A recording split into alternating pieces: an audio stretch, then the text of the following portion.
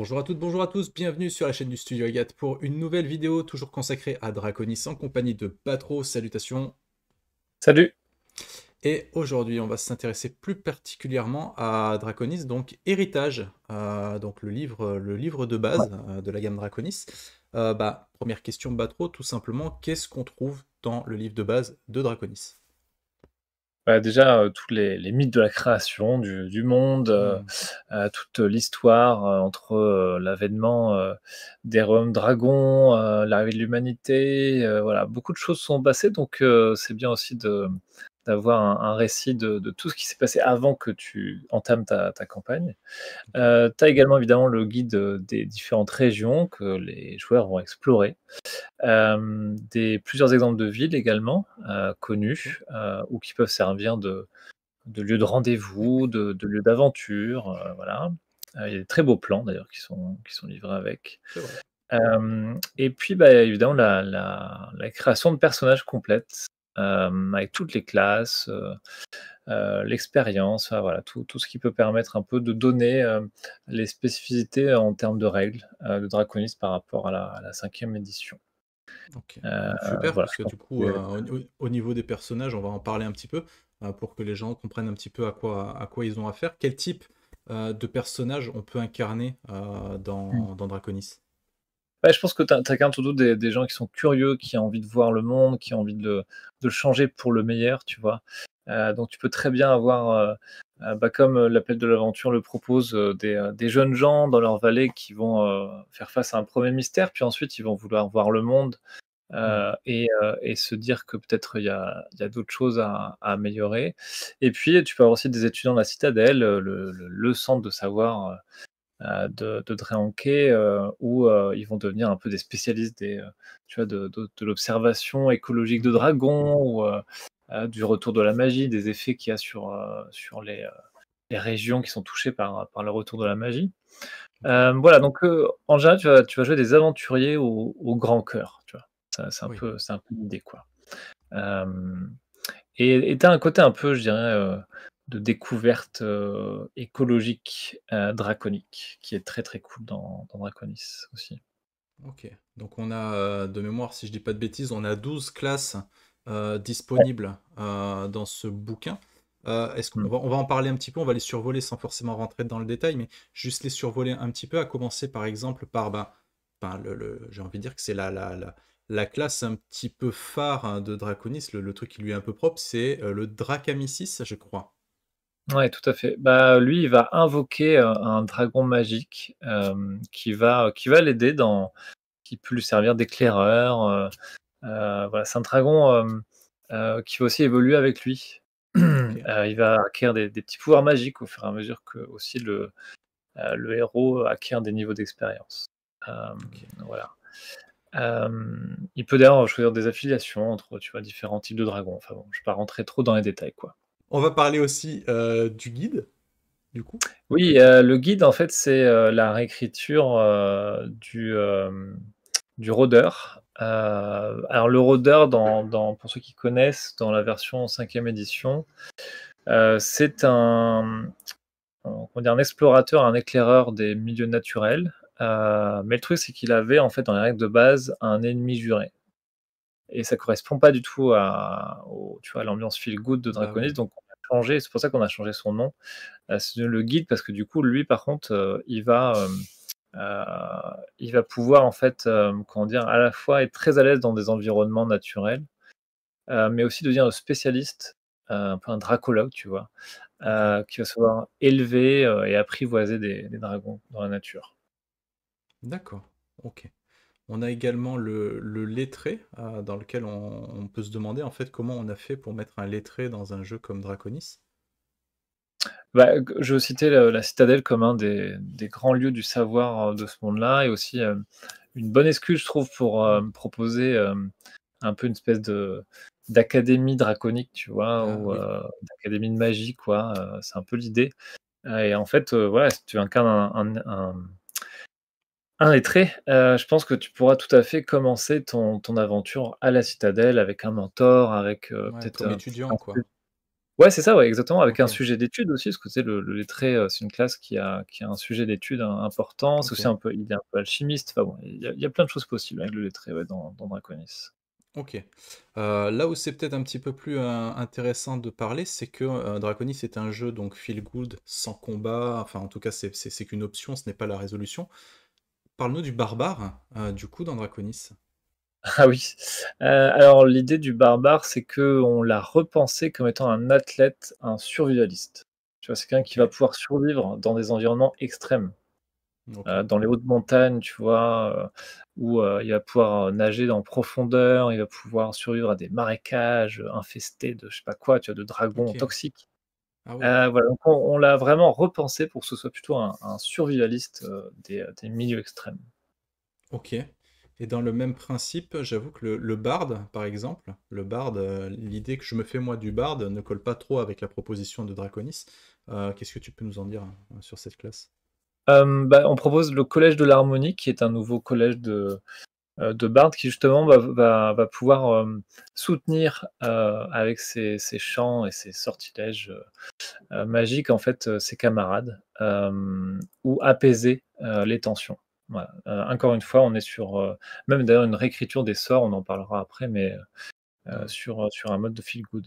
Mmh. ok. On a le druide. Alors dis-moi que le druide il se transforme en dragon. Juste.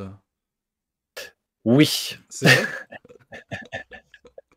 Oui, parce que dans les règles de base de la 5e, quand tu prends druide, tu peux, au bout d'un moment, te transformer par exemple en Ouais. ours ou enfin voilà. Hem, et évidemment, enfin, on ne pouvait pas passer à Ah bah côté de c'est. la Ok. transformation en dragon, quoi, enfin, donc ouais, ça c'est vraiment très, très bien pour ça, pour te transformer en dragon, il faut prendre faut Ouais. prendre druide, quoi. En fait, si tu veux, les druides, ils jouent, pour le coup, un peu un intermédiaire, un intermédiaire un peu mystique entre, des dragons intelligents, tu vois? Et des humains. Ok. Voilà. D'accord. Et tu as parlé du barbare concernant les modifications qui ont été faites pour coller à Draconis. Du coup, le guerrier, qu'est-ce qui a été fait dessus? Ah, le guerrier, alors ça c'est épique, lui, il devient un dragonnier. Donc, c'est-à-dire que c'est Oh! un en fait, dans le monde de Dragon Quest, il y a un ordre d'élite, OK, qui chevauche des dragons pour protéger, un des royaumes, et du coup, si tu guerrier, en fait, tu pourras avoir l'archétype, du dragonnier qui donc te fait une espèce de monture, qui est un dragon énorme, tu vois? Enfin voilà, OK. c'est assez épique, ouais. Ouais, de quoi rendre, jaloux, les autres classes, quoi. OK, super.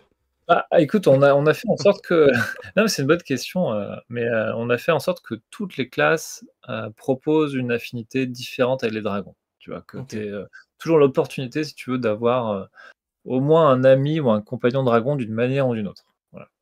OK. Du coup, le magicien, comment ça se passe pour lui? Il a un familier dragon? Oui, tout à fait. Alors OK, après l'idée aussi pour tout ce qui est, vraiment ensorceleur, magicien, et sorcier, on va dire les 3 grandes classes de lanceurs de sorts, ces classes-là sont liées en fait, à une magie bien particulière qui est vraiment la magie de Draenké qui est, divisé en larmes, étincelles. En fait, ce sont OK, des sortilèges qui sont liés à des émotions positives ou négatives, tu vois? Comme la colère, la tristesse ou la joie, voilà. On a un peu aussi OK, repensé la magie pour que ça colle, au feel good, OK, et donc ces 3 classes-là, ont des rapports un peu différents et des choix de sorts qui va, plus ou moins aller vers le côté, étincelle ou côté, larme. OK. Hem Voilà, par exemple, tu vois, Donc dans mon donc là, souvenir, le ouais, magicien, par exemple, c'est un quêteur d'étincelles, c'est ça? ouais, c'est ça, ouais. OK, Il va être d'accord. vraiment spécialisé dans ce type de magie, ouais. OK, et du coup, Bon, l'ensorceleur, de son côté, heu, hem, l'ensorceleur, bah, pareil, il a une affinité un peu particulière, enfin, l'ensorceleur par rapport au magicien, c'est quelqu'un qui est, qui a un héritage, en fait, OK, magique, tu vois? C'est dans son OK, sang, en fait. OK, Donc c'est plutôt une autre forme de magie, mais il va être plus proche aussi des étincelles, un peu comme le magicien. D'accord. Alors que le sorcier, si tu veux, par exemple, lui, il va être lié à une créature du néant qui Ah, est, quand je parlais des larmes, tu vois, des émotions négatives, ben, on va dire que le néant, c'est un peu la force obscure, quoi, du monde ok. de Draenkier, qui est lié aux larmes. Et en fait, bah, si tu veux jouer un personnage un peu torturé, tu vois, on va dire c'est la classe la plus dark, quoi, de Ok. de Draconis. Bah, du coup, tu vas être lié à une espèce de créature comme ça qui te donne des pouvoirs, mais tu pas très à l'aise avec, quoi. Ok. Donc ça fait déjà quelques classes dont on a parlé. Est-ce que maintenant on peut s'orienter tout doucement vers les grosses paluches du moine? Est-ce qu'il met des tatanes? Est-ce qu'il frappe de ses poings? Est-ce que c'est une classe violente? Alors le Danse Dragon, c'est comme ça qu'on appelle, l'archétype du moine dans Draconis, Ok. est, plutôt orienté, protection des autres. Ok. Et il va du coup tu vas pouvoir choisir plusieurs, danses magiques qui ont été apprises avec les dragons, qui vont un peu, justement reproduire un peu, tu vois, les envolées, tu vois, des dragons, et par exemple, tu vas pouvoir, enchanter quelqu'un avec une danse pour lui permettre d'avoir une meilleure, classe d'armure, mais de manière peut être aussi parler toutes les langues. Ok. Hem, Ça peut être, d'être immunisé à certains états comme, Ok. tu vois, étourdi, charmé et cetera. Donc voilà, c'est plein de différentes, danses comme ça que tu vas choisir au fur et à mesure que tu progresses d'expérience, et c'est toujours aussi inclus dans le lore de l'histoire de Draconis. Voilà. Super. Ok. J'ai une nouvelle question, je vais t'embêter, hein, mais t'as dit le guerrier, c'est celui qui chevauche les dragons, mais dans mon esprit, le paladin, c'était un petit peu la classe qui avait normalement une monture, il me semble. Du coup, le paladin, dans Draconis, il a quoi? Ouais, c'est une bonne question. En fait, bah, il peut avoir un cheval, Ah, tout ouais, simplement. ça claque un peu moins, mais bon, ok. Non, mais il peut il peut tout à fait, dresser un dragon, tu vois? Mais, l'idée du paladin, c'est plutôt il a un serment. Ok, Donc, bah, la classe de paladin dans la 5e, ils ont des serments, c'est une espèce de code d'honneur, si tu veux, de choses qu'ils doivent faire ou ne pas faire. Et mhm, évidemment, pour Draconis, bah, on a fait un serment de pacifisme. ok, Donc, lui, en fait, il va directement, comment dire? Le paladin, enfin, ouais, l'agent un peu sacré, du dieu, Minsun, qui est le dieu de l'humanité, qui est un ok, dieu dragon, un style un peu renard, tu vois? ok, Et et donc il va lui prêter serment, le paladin, pour dire: «Bah, voilà, moi je ne j'essaierai de réduire la violence dans le monde, je n'utiliserai pas la ok. violence», voilà. Et donc là, pour le coup, tu vois, c'est un vrai défi de roleplay parce que, même dans des situations violentes, le paladin n'est pas censé, briser Ok, son serment. Heu d'accord. et donc c'est super intéressant en termes de jeu. Voilà. Ok, ça marche. Et si je me trompe pas, il reste le roublard à faire. Donc vu que tu peux pas faire des backstabs dans le dos des gens, tu fais quoi avec le roublard dans Draconis? Oui, parce que l'idée, je rappelle dans la de la 5e, d'habitude, tu joues un criminel, hein, essentiellement, Mm. pour le voleur. Donc là, on l'a changé, le roublard devient en fait, un artisan, qui va, comment dire? Infuser de la magie, en fait, dans des objets. Ok, Des petits objets animés, tu vois? Qui vont être dotés de conscience, du coup, et notamment, tu peux faire des petites sculptures de dragons, tu vois? Par exemple, en bois, magnifiquement sculptés, qui vont être, du coup, ton compagnon, quoi. ok, Donc, voilà, c'est vraiment, pour le coup, vraiment repenser complètement une classe, en laissant le côté urbain, on va dire, mais mais en enlevant le côté, bah, assassin, criminel et cetera. ok. Et si demain je te disais, vas-y, bah trop viens, on fait une campagne, tu veux jouer quoi? Tu prendrais quoi comme classe? Le druide, car j'ai trop Ah, envie de me transformer en dragon. Voilà. ok, ok. Et Moi, toi? ce serait plutôt le voleur, parce que Mmh, j'ai beaucoup, beaucoup aimé la proposition du voleur dans l'appel de l'aventure. Le pré-tiré est ouais, excellent, parce que bah, déjà, on voit le cheminement entre le moment où tu es niveau 1 et où tu n'as pas ton dragon un peu mécanique, et le fait que tu puisses l'acquérir au fil des niveaux. Ça, c'est le premier mmh, truc que j'ai trouvé cool. La deuxième chose, qui n'a rien à voir véritablement avec les règles, c'est plus RP. mais j'ai trouvé très rafraîchissant le fait d'avoir un personnage atteint d'une certaine surdité, pas 100%, mais légèrement, donc il a un handicap, et j'ai trouvé ça vachement intéressant à jouer. Ça donne aussi un aspect très inclusif au jeu qu'on ne voit pas souvent au final, ce genre de choses dans d'autres jeux. Donc ouais, ce serait, moi si je pouvais jouer la campagne, je ferais le prolongement en fait de ce pré-tiré. C'est mon deuxième préféré également, Ouais, donc ça m'étonne pas. je comprends. On va s'intéresser à la magie. Comment ça fonctionne la magie dans Draconis? Bah, alors j'en ai un peu parlé avec l'histoire des classes qui lançaient des sorts. Ouais, Donc on a un peu classé les différents sortilèges selon qu'ils étaient plutôt bienveillants ou au mhm, contraire plutôt violents, tu vois. ok, Et du coup, on les a associés aussi à différentes émotions, puisque la magie dans Draconis est composée de différents aspects qui correspondent à des émotions positives ou négatives. Hem et donc quand tu choisis tes sorts, en fonction du mode de jeu que le MJ et les joueurs demandent, tu peux ou pas ne choisir, par exemple, que des sorts non violents. ok, Ou certains sorts qui vont au contraire être que voilà, je fais tant de dégâts, tu vois? Boule de feu, ce genre de choses. ouais, Plutôt associé à des sorts un peu limites en termes de moralité. Hem et ça te permet en fait d'imaginer une autre magie, une magie qui va être plus proche, on va dire, de ce que tu ressens, je trouve. Parce que comme c'est associé à chaque fois à des émotions, je trouve que c'est beaucoup plus je sais pas comment dire, beaucoup plus intense ou beaucoup plus humain, tu vois, la magie ok, dans Draconis. d'accord, Hem, voilà. Après, bah, tu as des tonalités possibles, hein, dans la campagne de Draconis, dans ce que les règles proposent. On va dire que tu as 3 tonalités. Hem, la première, c'est vraiment des aventures sans violence, et dans ce cas, tu as certains sorts qui vont pas être disponibles, notamment, bah, ceux qui servent à faire des dégâts ou vraiment de la destruction. Hem, alors que si tu choisis un mode un peu plus en teinte de gris, on va dire, tu peux toujours avoir des sorts, tu vois, qui font des attaques en fait sur tes cibles.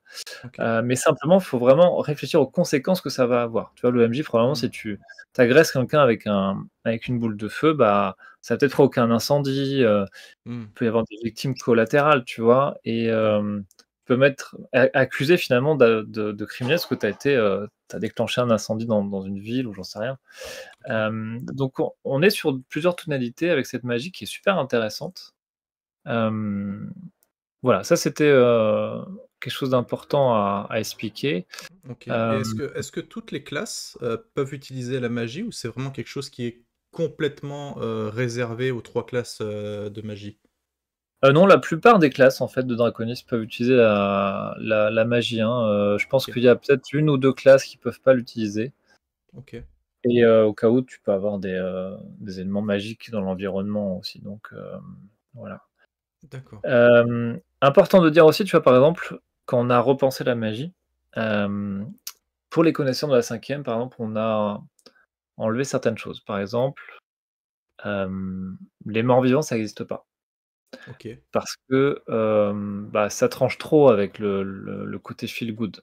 oui, Et donc on l'a expliqué par, tu vois, il y a un dragon en gros, gardien des morts qui veille sur ce genre ok, de choses et empêche tout sort d'aller prendre une âme, tu vois, dans le monde des morts et de le mettre dans un cadavre. Enfin, c'est pas trop d'accord. l'ambiance. Pareil le voyage dans les plans, nous on est sur un univers qui en fait a des portails, souvent d'ailleurs, perdus qu'il faut retrouver et cetera. Des portails qui Ok, mènent à d'autres univers et on passe pas vraiment par des sorts qui permettent de te téléporter dans un autre plan, tu vois? ok, Voilà, c'est pas il y a pas trop de multivers là dans Draconis, on est sur un monde à explorer, et des portails à trouver, fixes, tu vois? Qui passent pas par des sorts. ok, Hem, voilà, tu vois les invocations de créatures planétaires par exemple, ça existe pas dans Draconis. ok, Voilà, ça on a vraiment repensé un peu la magie, mais du coup on va dire la métaphysique, tu vois, la cosmologie, elle est vraiment différente également. ok. Euh, avec tout ça, donc tous ces sorts, hein, toutes ces mécaniques qui changent, etc., est-ce que on n'est pas un petit peu perdu? Est-ce que de prévu, il y a des aides de jeu ou des cartes peut-être qui peuvent aider les PJ à s'y Ah, retrouver? oui, oui, bah, déjà, je vais te montrer, tu vois, là, c'est le livre de base d'héritage, donc tu as plusieurs explications sur, comment, adapter la magie, à Draconis, quels sont les grands principes que je viens d'expliquer. Et puis, tu vois, tu as les correspondances aussi avec les émotions, et cetera, les Ok, étincelles, les larmes. Et après, tu as, des listes de sorts, et sur chacune, on a aussi marqué, qu'est-ce qui est, je vais te montrer, voilà, par exemple, ça, c'est toutes les listes de sorts et ok, on a des icônes comme ça qui montrent, en fait, quelle tonalité ça correspond tel ou tel sort. Voilà, comme je disais, par exemple, le ok. boule de feu, ça va être plutôt, teinte de gris, tu vois? Alors que si tu es dans tu as décidé avec tes joueurs d'être dans un ton vraiment pacifiste et vraiment lumineux, tu n'auras pas accès au sort de boule de feu. D'accord. Voilà. Ok. Et enfin, on propose dans le coffret collector, des cartes, des jolies cartes, voilà, bien rigides et bien pratiques, qui résument du coup toutes les petites spécificités de chaque sort. Voilà. Ok, super. Donc du coup, pour conclure cette vidéo, dernière question, est-ce que ce livre, hein, se suffit à lui-même pour jouer? Est-ce qu'il faut d'autres bouquins, d'autres trucs? Est-ce que c'est juste une extension? Comment ça se passe? Alors, pour, héritage, non, il faut les règles de base de la 5e, Ok, hem, que tu peux trouver si tu veux dans l'appel de l'aventure, par ok, contre, parce qu'elles sont dans l'appel de l'aventure. ok, Et après, dans tous nos souscriptions, Draconis, on propose, en PDF, les règles de base de la 5e, donc Dragon, du coup, les livres de base de Dragon. ok. Et puis, elles sont également disponibles sur internet gratuitement, il y a toutes les règles de base de la 5e édition qui sont vraiment partout sur internet, c'est facile à Oui, trouver. ok. Et du coup, quelle est la plus-value de prendre le coffret collector en fait par rapport à uniquement le livre de base de Draconis Héritage? En fait, tu des cartes géographiques, tu as des accessoires comme, bah, les cartes de sort, Mhm, tu as la petite campagne, il y a beaucoup effectivement. d'éléments en fait, qui vont te faciliter la vie en tant que meneur, Ok. avec beaucoup d'accessoires, quoi. C'est surtout pour avoir effectivement, plein d'aides de jeu en plus, c'est voilà, c'est assez cool quand même et c'est toujours très beau, évidemment. C'est vrai que la boîte est cool, hein, on va pas se mentir. Ça marche. Merci beaucoup Batro. Et puis on vous dit à très bientôt pour d'autres vidéos. Vous trouverez les repères temporels de cette vidéo qui sera peut-être un petit peu plus longue que les autres, donc n'hésitez pas à naviguer selon votre préférence. Ciao tout le monde! Salut!